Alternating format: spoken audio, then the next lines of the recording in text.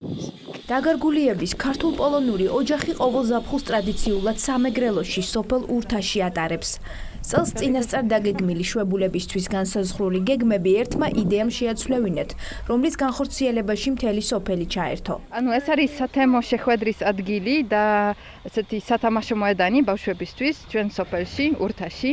მარტა გავინეკ დაგარგულიას თქმით იდეას სოფელი თავდაპირველად სკეპტიკურად შეხვდა, რადგან მათთვის დაუჯერებელი იყო, რომ სოფლის ცენტრში საბავშვო ატრაქციონების მოწყობა ხელისუფლებისა და გრანტების გარეშე საკუთარი რესურსებით იქნებოდა შესაძლებელი.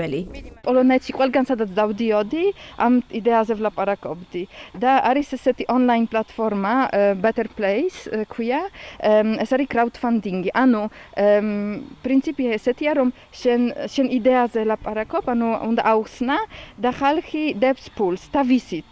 და ჩვენ ასე შევაგროვეთ 500 ევრო, რა თქმა უნდა ეს არ იყო საკმარისი, მაგრამ ნელ-ნელა თითქმის ყველა მეგობარმა, ანუ ჩვენმა მეგობარმა მოგცა, ასე ვთქვათ, ფული.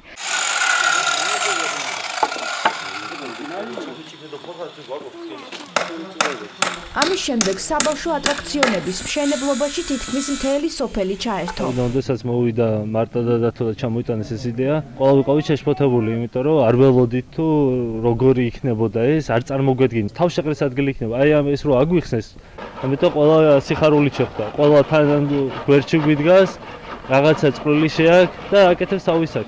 ოჯახი მცირეწლოვანი შვილებით თითქმის მთელ დღეს საბავშვო მოედნის სამშენებლო უბანზე ატარებს.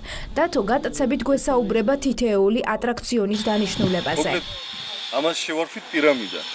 დაახლოებით ამ კონსტრუქციის რაღაც ესეთი ნაგებობა ვნახეთ, ხისგან გაკეთებული თაში და ძალიან მოგვეწონა. გადავწყვიტეთ, რომ პირამიდის სახე მიგვეცა, შევარქვით პირამიდა. დაგარგულიები სექტემბრის პირველ რიცხვებში პოლონეთში მიემგზავრებიან. მანამდე თანასოფლელებთან ერთად ცდილობენ მოედნის მშენებლობა მარიამობისთვის დაასრულონ. იმედი აქვთ, რომ ახალი სივრცე არა მარტო ბავშვებს გაახარებს, არამედ სათემო შეხვედრების და ურთიერთობების ადგილად იქცევა.